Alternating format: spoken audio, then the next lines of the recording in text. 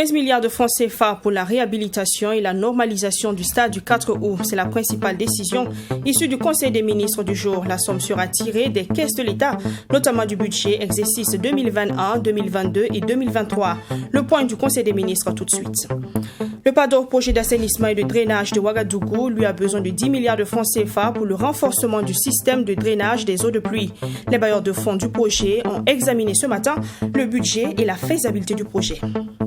Mali, célébration du 61e anniversaire de l'indépendance, une célébration sobre dans un contexte d'insécurité. Le président de la transition, le colonel Assimi Goïta, appelle les Maliens à l'union sacrée pour la réussite de la transition. Ravi de vous retrouver pour un nouveau 20h. Bonsoir. On est mercredi, Conseil des ministres donc pour le gouvernement. Plusieurs dossiers ont été étudiés. Le Conseil a, entre autres, adopté un rapport pour la réhabilitation et la normalisation du stade du 4 août. Je vous le disais en titre. Les ministres ont aussi examiné un projet de loi portant relecture du Code de travail. Direction le palais de Kossiam avec Abdourahim Yénié pour le point du Conseil des ministres. Le Conseil des ministres de ce 22 septembre a adopté un rapport relatif à la conclusion du marché pour la réhabilitation du stade du 4 août. D'un montant global de plus de 15 milliards de francs CFA, ces travaux de réhabilitation vont s'étendre sur un an et permettront de mettre le stade aux normes. Et le financement est assuré par le budget de l'État pour ces exercices 2021, 2022 et 2023. Le deuxième rapport est relatif à la conclusion des marchés par la procédure d'entente directe pour la réalisation d'infrastructures sportives dans le cadre des manifestations du 11 décembre 2021 dans la région du plateau central, notamment à Zignaré, Zorgo et Boussé. Le Conseil a marqué son accord pour la conclusion des 10 marchés pour un montant total de 1 352 925 000 francs CFA TTC. Au titre du ministère de la fonction publique, le Conseil a examiné un projet de loi portant Code du travail. Ce projet vise une relecture de la loi numéro 028 portant Code du travail afin de répondre aux attentes des acteurs du monde du travail. Entre autres innovations, le projet de loi améliore l'encadrement des activités de placement et de travail temporaire, promeut la main-d'œuvre nationale par l'instauration d'une autorisation préalable justifiée en cas de recrutement d'un non-national, lutte contre la précarisation des emplois en limitant le nombre de renouvellements à 3 des contrats à durée déterminée avec le même travailleur. Un rappel, l'aboutissement de ce texte de projet de loi est le fruit d'un processus participatif avec les partenaires sociaux, à savoir donc le patronat et les travailleurs. Les innovations envisagées dans le projet de loi sont issues du consensus avec les partenaires. Le Conseil a également adopté un décret qui érige la Direction générale du contrôle des opérations d'aménagement et de construction en établissement public de l'État à caractère administratif. Cette nouvelle donne permettra de mieux contrôler la qualité des constructions et des aménagements dans le pays. Désormais dénommé Office national du contrôle des aménagements et des constructions. Cet office, qui a pour rôle de contrôler toutes les formes d'aménagement et de construction réalisées sur le territoire national et de faire respecter la réglementation, dispose désormais de la personnalité morale et des moyens financiers adaptés à sa mission rendue critique par le non-respect des normes d'aménagement et de construction dans notre pays ces dernières années. Le Conseil, en adoptant donc le décret qui érige cette direction en EPA, établissement public à caractère administratif, souhaite donner donc les moyens au gouvernement de mieux contrôler la qualité des aménagements urbains et des constructions sur l'ensemble du territoire national. Pour le ministère en charge de l'Éducation nationale, le Conseil a adopté un décret portant organisation du dit ministère. Une réorganisation qui permettra au MENA-PLN d'organiser désormais l'examen du baccalauréat. Toujours dans le cadre du Conseil des ministres, un rapport relatif à un décret portant fixation des conditions de fourniture locale dans le secteur minier a été adopté. Ce décret permettra aux entreprises locales de bénéficier de contrats de prestation de services de la part des sociétés minières. Pour le ministre en charge des mines et des carrières, ce décret vise à développer les entreprises locales afin d'atteindre une expertise nationale dans le domaine des mines. Je vous propose les explications du ministre Bachir Ismaël Ouedraogo qui est au micro de Abdourahim Yénié. Il faut dire que ce décret est attendu depuis pratiquement 2003, avec l'embellie donc du cours de lors, le Burkina Faso est devenu donc, en tout cas, un des grands pays producteurs, en tout cas en Afrique. Mais force est de constater que les retombées se faisaient attendre pour donc, nos entreprises locales.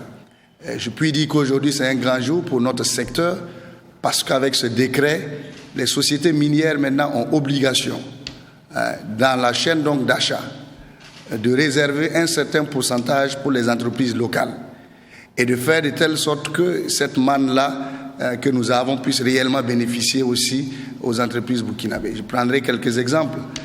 Quand vous regardez par exemple la chaîne donc de fourniture des hydrocarbures et des lubrifiants, vous avez donc, ce sont des entreprises burkinabées qui s'occupent donc du transport, que ce soit du port jusqu'à la mine. Mais nous n'avons pas donc d'entreprises burkinabées qui sont présentes donc dans cette chaîne-là. Avec donc ce décret, les mines ont obligation de réserver un certain pourcentage pour les entreprises locales. Je pense que c'est une très grande victoire. Les inondations à Ouagadougou sont liées au manque de canalisation adéquate. Afin de pallier ces situations pendant les saisons pluvieuses, la mairie de Ouagadougou s'active pour la concrétisation du projet d'assainissement du drainage de Ouagadougou-Pado. Un projet qui permettra de renforcer le système de drainage des eaux usées et de pluie. Le Pado, concrètement, permettra d'aménager le canal de Tanguin d'une longueur de 5 km et plus de 6 000 millilitres de caniveau. Environ 10 milliards de francs CFA sont nécessaires pour l'atteinte de ces réalisations. Ce matin, les bailleurs de fonds ont examiné le budget et la faisabilité du projet. Les détails avec Mamitri Anakamabou dans ce reportage. En saison pluvieuse, plusieurs quartiers de Ouagadougou sont confrontés à des inondations pour manque de canalisation adéquate. La concrétisation éventuelle de ce projet d'assainissement et de drainage de Ouagadougou-Pado constitue un moyen de renforcer le système de drainage des eaux usées et de pluie dans la capitale burkinabé. Ce mardi 21 septembre 2021, le maire de Ouagadougou a reçu les principaux bailleurs de fonds et le projet a été présenté. Oui, nous sommes venus comme équipe Europe, alors aussi avec la Commission européenne et tous les partenaires européens pour échanger et pour parler avec le gouvernement et toutes les instances du gouvernement, le gouvernement central mais aussi les municipalités, pour comprendre quels sont les besoins du Burkina Faso et comment nous pourrons travailler ensemble en partenariat sur ces priorités communes. Et l'une des priorités, c'est bien sûr tout ce qui est l'adaptation au changement climatique. C'est un projet que nous avons fait ensemble avec l'Agence française de développement et la Commission européenne. C'est de l'eau, drainage, mais aussi l'opportunité pour l'agriculture et pour le travail. Le projet portera sur l'aménagement du canal de Tanguin d'une longueur de 5 km et de 6 750 millilitres de caniveau. La mise en œuvre de ce projet va contribuer au développement urbain ainsi qu'à la préservation de l'environnement et de divers équipements socio-économiques dans la ville de Ouagadougou. Vous savez que pour une ville, pour qu'elle soit viable, il faut l'assainir. C'est bien de faire des routes, mais si vous ne prévoyez pas des caniveaux où les eaux pluviales peuvent passer, automatiquement, ces eaux vont prendre la route. Parce que la route, c'est un fleuve par excellence. Donc, il faut faire les caniveaux pour permettre aux eaux de pouvoir s'écouler vers l'exutoire naturel des eaux de la ville de Ouagadougou, qui sont les différents barrages et le parc urbain Bangrou. Donc, je pense que c'est un investissement structurant pour notre capitale. Les bailleurs de fonds de ce projet, à savoir la Banque européenne d'investissement, l'Union européenne et l'Agence française de développement, ont eu droit à une visite guidée du site. Le coût global du projet s'élève à 15 millions d'euros, soit près de 10 milliards de francs CFA. Les femmes rurales ont eu droit à une séance de renforcement de capacité sur le warrantage. La formation est initiée par la Fondation Konrad Adenauer et vise à outiller les responsables d'associations féminines sur les enjeux de l'acte uniforme de OHADA et le warrantage au Burkina. Un atelier qui s'est tenu hier et aujourd'hui. Au cours des échanges, formateurs et participants ont discuté de l'élaboration des outils à utiliser dans le système de warrantage et la mise en évidence des conditions d'accès au crédit de warrantage ainsi que la durée du cycle. Michael Touquet. Au Burkina Faso, les femmes rurales et leurs enfants représentent près de 70% de la main-d'œuvre agricole et très souvent le fruit de leur récolte est bradé faute de système de stockage. Le pays, en vue de mettre à l'abri les récoltes, a mis en place une politique de warrantage afin de stocker dans de bonnes conditions les productions agricoles. Cet atelier voulu par la Fondation Konrad Adenauer est le lieu d'expliquer à ces femmes responsables d'associations féminines les enjeux de warrantage au Burkina Faso. Il faut dire que le warrantage, c'est d'abord une pratique que nous mettons en œuvre dans le souci de faire en sorte que les femmes ne puissent plus brader leur production. Vous savez que dans le contexte du Burkina, à la veille ou en tout cas à la sortie de chaque hivernage, les productions agricoles n'ont pas de valeur. Et comme elles n'ont pas de valeur et que les femmes doivent aider les enfants à aller à l'école, elles doivent faire face à un certain nombre de besoins familiaux. Elles sont obligées d'aller vendre leurs haricots, leur maïs, leur riz sur le marché à des vils prix pour que d'autres personnes puissent en profiter. C'est pour cela qu'avec le système de warrantage, on a la possibilité de mettre de côté de façon sécurisée ces productions en les valorisant et ça leur permet d'avoir accès à un crédit que normalement elles n'avaient pas droit. Le second volet de cet atelier va mettre l'accent sur les enjeux de l'acte uniforme de l'OHADA. L'objectif est d'expliquer aux femmes les avantages qu'offre l'organisation pour l'harmonisation en Afrique des droits des affaires dans le cadre de la compétitivité des chaînes de valeur des filières agricoles. Ce qui est d'essentiel en termes de changement dans la vie des femmes, c'est cette autonomie que ça va leur donner de disposer de ressources et de pouvoir mieux valoriser les produits et de leurs efforts, donc leur production. Voilà les textes qui protègent l'écoulement et ouvrent de perspectives plus élargies à cet écoulement, à l'écoulement des produits qui a toujours été un problème pour le monde paysan d'une manière générale, malgré les efforts des États pour encadrer cet espace de production au plan national. La Fondation Konrad Adenauer est un think tank allemand qui a été créé en 1955. Elle intervient dans les domaines comme la sécurité, le droit de la femme, la sécurité alimentaire. Cette fondation, depuis 2016, met en œuvre un projet d'accès des femmes à la terre en milieu rural dans les régions de l'Est et du Sahel au Burkina Faso. L'objectif est de renforcer l'accès à la terre, aux ressources et les droits à la terre pour les femmes. En Afrique de l'Ouest, depuis quelques années, la question du terrorisme est à la une des discussions. Entre échanges et débats, il y a parfois des confusions quant aux origines de ce mal qui décime des milliers de personnes. On a tendance à relier le terrorisme à une religion. Pour lever tout équivoque sur la question, le Centre Valère Sommet a tenu une conférence publique autour des notions telles que l'islam, l'islamophobie et le terrorisme. Il s'est agi pour le conférencier, le philosophe Bilal Ramadan, de faire ressortir le lien entre ces trois notions dans un contexte de terrorisme. Les terroristes font plus mal à leur communauté qu'aux autres communautés, selon Bilal Ramadan, philosophe et formateur. Le conférencier du jour ne nie pas que les terroristes soient des musulmans, mais il reste convaincu que leurs actes ne peuvent en aucun cas être justifiés par l'islam. Les attentats terroristes, tous ces crimes ne contribuent pas à améliorer l'image des musulmans, c'est évident. Et quand moi je dis à mes amis, je dis mais attendez, les premières victimes de tout ça, de tout ce djihad qui va dans tous les sens, c'est nous. C'est nous. En fait, il y a plus de musulmans qui meurent vraiment dans les attaques que de non-musulmans. Donc vous dites, mais c'est quoi ce djihad? Ils se battent contre qui? La réalité, c'est quoi? C'est qu'il y a des gens à recruter qui sont disponibles pour ça. Et qu'en fin de compte, ces gens à recruter qui sont disponibles pour ça, quelque part, ne comprennent pas ce que veut dire djihad. Et quand on dit djihad, djihad c'est noble, la guerre sainte c'est quelque chose de noble, c'est pas du terrorisme. Vous savez ce que c'est le djihad? Il y a d'abord le djihad, le grand djihad, nafs nous, c'est le plus grand. Le plus grand c'est quoi? C'est toi te comporter juste et d'agir juste tous les jours.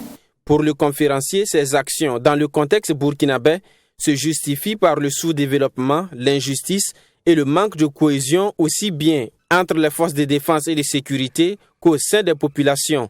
Nos dirigeants n'ont pas été à la hauteur des défis. Et moi, je me suis dit, mais d'abord, si Sankara était encore ici, ben ça ne serait pas arrivé. Vous savez pourquoi?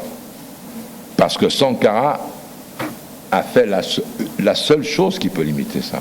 La confiance de chacun en chacun, la solidarité. L'armée aimait des gens. l'armée aimée du peuple. Aujourd'hui, les militaires au Burkina, je vous assure que c'est olé olé. Hein. C'est la guerre entre eux, c'est la guerre des clans. C'est des réalités. Et il y a un vrai problème. Alors moi, je suis peut-être un peu utopiste, mais j'aime bien cette utopie, parce que j'aime beaucoup Sankara. Donc j'aime à penser que la cohésion de la société, le niveau d'élévation de la société, c'est ce qui vous préserve du terrorisme. Ça, c'est évident pour moi. Autre phénomène qui peut justifier le terrorisme, c'est l'injustice faite aux musulmans, surtout dans les pays occidentaux comme la France. Pour le conférencier, cette islamophobie s'accentue avec l'émergence de musulmans intellectuels engagés pour la justice sociale.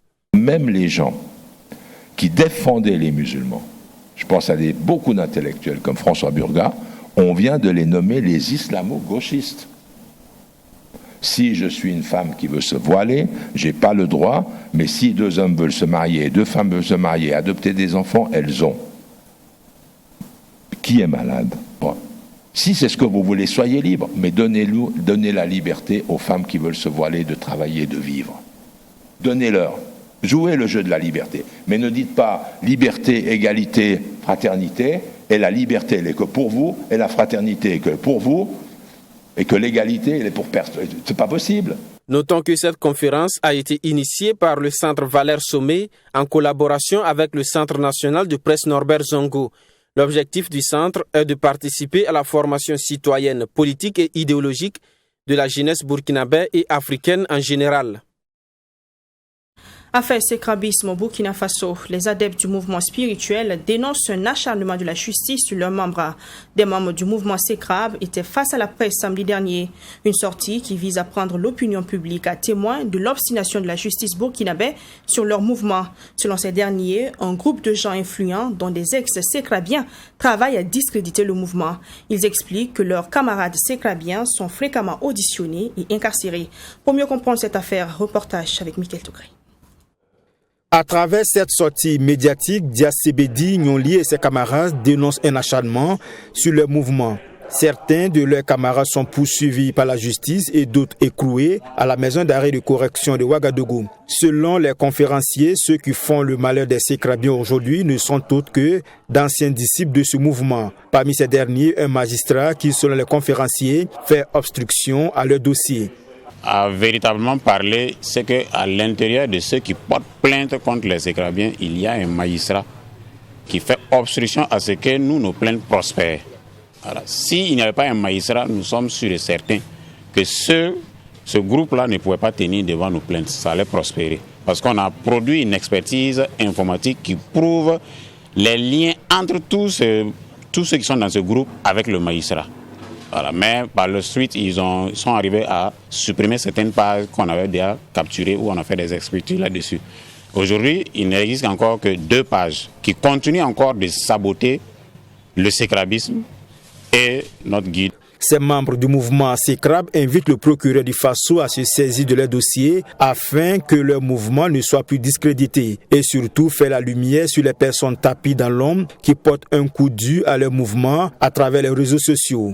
Et nous souhaitons vraiment de la justice et surtout du procureur près du tribunal de grande instance de Ouagadougou qu'il fasse clémence à ceux qui ont fait l'objet d'un mandat de dépôt et que les plaintes que nous avons eu à déposer puissent avoir lumière. Qu'au moins qu'on nous dise aussi ce que les autres ont fait.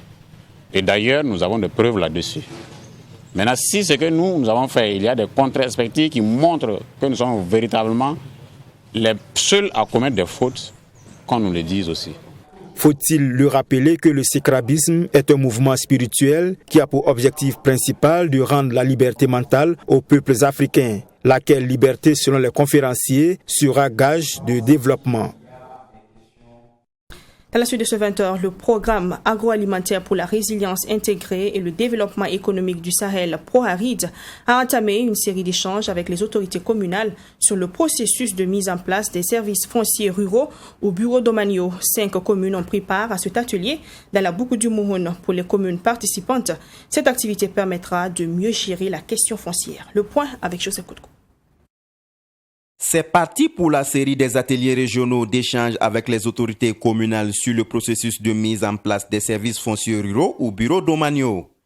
Il s'agit ici, pour ce premier pas dans la région de la Boucle du Moun, de sensibiliser les autorités communales sur le dispositif légal et réglementaire sur la mise en place du SFR-BD. Une initiative à mettre à l'actif du programme agroalimentaire pour la résilience intégrée et le développement économique du Sahel pro-aride, mis en œuvre par l'Organisation néerlandaise de développement SNV.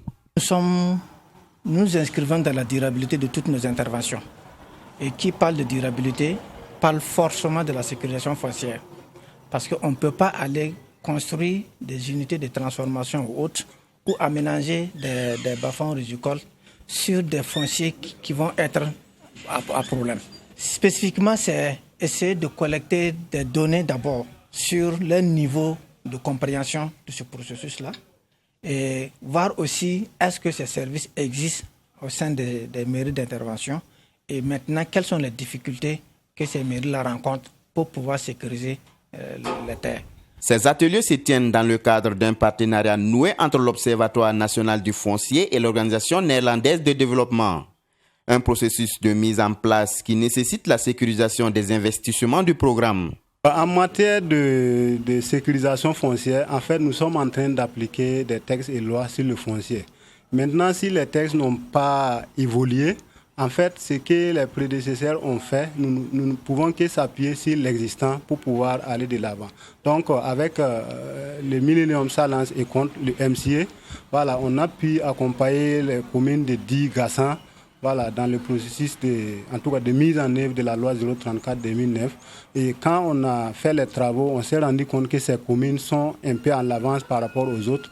Donc on va s'appuyer sur, en tout cas, les résultats acquis par ce projet-là.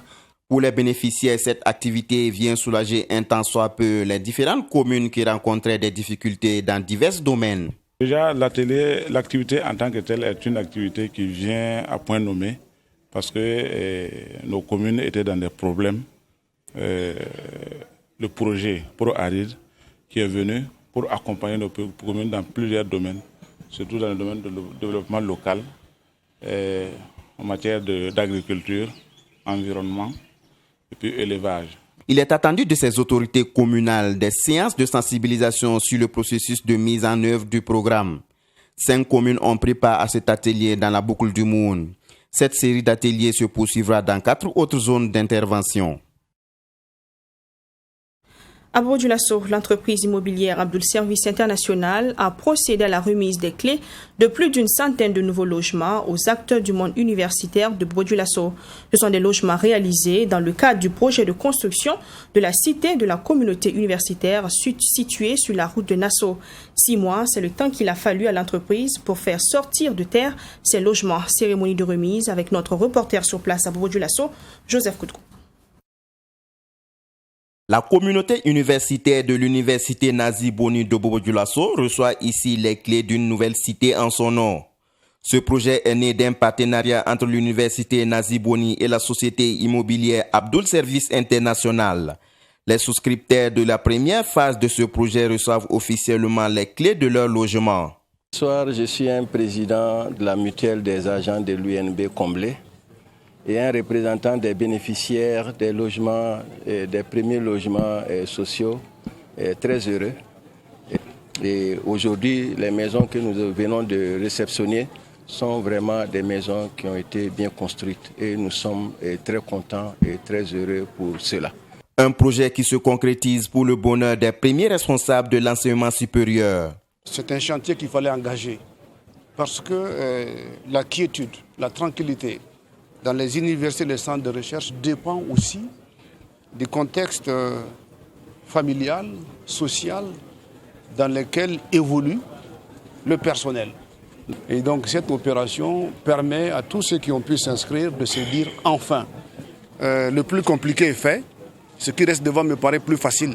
Il faut faire en sorte que dans toutes les villes universitaires, qu'on puisse les accompagner à faciliter l'acquisition de villas, quel que soit le coût, qu'ils puissent effectivement avoir de quoi mettre leur famille à l'abri. Je pense qu'on a échangé déjà par rapport à Thomas Sankara et à Joseph Kizerbo. On doit bousculer pour y arriver. À travers la réalisation de ces infrastructures, la société immobilière Abdoul Service International dit vouloir concrétiser la vision du gouvernement qui est de permettre à chaque Burkinabé d'avoir un logement décent. Vraiment, c'est un défi qui a été relevé pour nous parce qu'au moment quand on débutait le projet, beaucoup de gens ne croyaient pas. Et nous nous battus matin, midi, soir pour que vraiment ce projet soit réalisé. Dieu merci aujourd'hui, le rêve est devenu réalité. Nous allons aussi remercier la Banque agricole qui a vraiment fait des efforts pour nous accompagner, malgré qu'il y avait des doutes au départ sur le projet. Aujourd'hui, nous sommes vraiment très ravis. Il y a un proverbe qui a toujours dit, quand on te critique dans ton travail, il faut le répondre par le travail. C'est ça que nous avons fait ce soir. Nous remercions le bon Dieu de nous avoir permis quand même de livrer ces logements-là ce soir. Ce sont des logements type F2 social, F3 social, F3 semi-fini, F3 économique et F4 standing qui ont été réalisés pour le bonheur des bénéficiaires. 800 autres logements sont en projet pour la deuxième phase.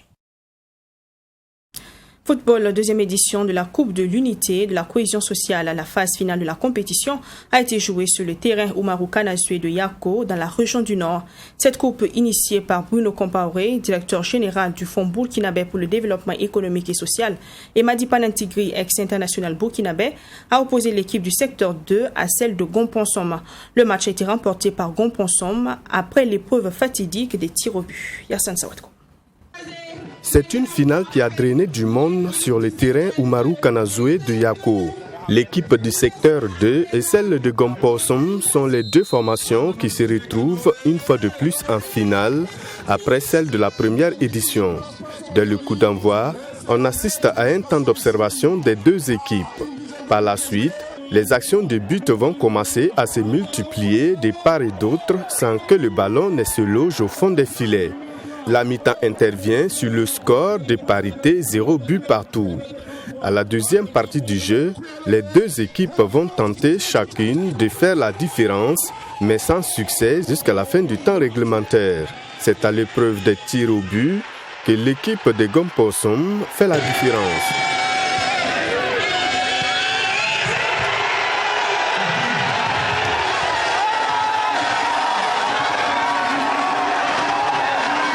Pour les promoteurs, l'objectif recherché à travers cette compétition sportive est bien atteint. C'est la cohésion sociale, c'est l'union autour de l'essentiel, autour du football. Moi, je suis de l'administration, lui, c'est un grand sportif, un ancien international qui est toujours attaché à son pays par le sport.